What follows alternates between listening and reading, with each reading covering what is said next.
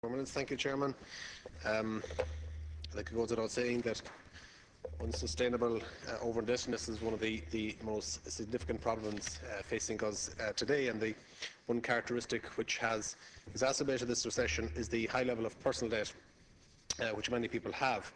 And there is, I suppose, an observation, a very human trait in many of us, in ignoring a problem until it goes away, in the futile hope that it will go away, whether it be a health issue, a work-related issue, a relationship issue, or in this case a financial issue.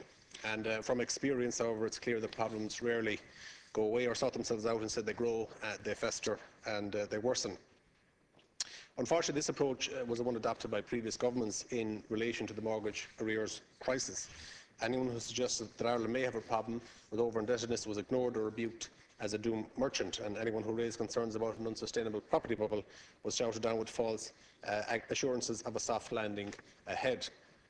And this ignorance and indeed arrogance left the state in a much weaker position and ill-equipped to deal with the problem ahead of us and the problems of over-indebtedness. When the recession's grip took hold, it wasn't long before the realisation suddenly dawned that a Victorian-era personal debt system was of little use or benefit in the 21st century Ireland. Since election to this House, I've obviously come into much greater contact with the legislative system and the lawmaking process, the Oireachtas standing orders and procedures and everything else. None has been designed for quick, speedy solutions. In fact, the legislative process can be frustratingly slow, and no more so for the citizens in need. And one of the most demanding challenges can be that of trying to implement change while ensuring that a system keeps functioning. However, there is no excuse for the absence of any meaningful personal insolvency legislative reform over the last decade or more. The ideal time to reform systems, such as the social welfare system, for example, or legislation, is when demand is low. But I suspect there's little to be gained from dwelling on this oversight now.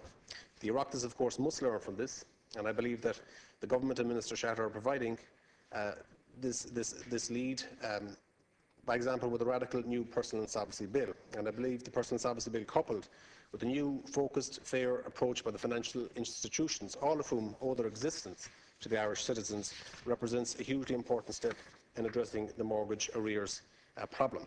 Specifically with mortgage-related debt, the new personal insolvency arrangements will be of great benefit in tackling unsustainable debt outside the court system. It's a less judicially focused system and will, I'm certain, prove to be a more consensus-based alternative to bankruptcy. Minister, when you were before us previously at a committee, I made a suggestion regarding a relatively easy to implement system in terms of transfer of NAMA stock in lieu of unpaid development levies to try and get a social dividend for our local authorities. 1 minute.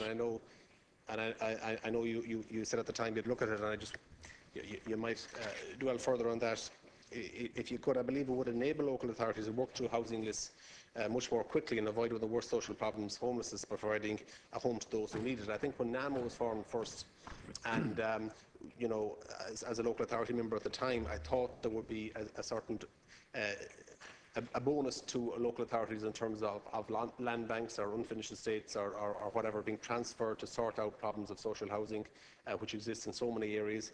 In my own area, where due to the cost of housing and the value of land, local authorities have been unable to access and afford building land to provide social housing for those in need. So I would have had hoped at the time, and it's still hope, that this can be looked at, and I would again ask that that suggestion be taken up by you.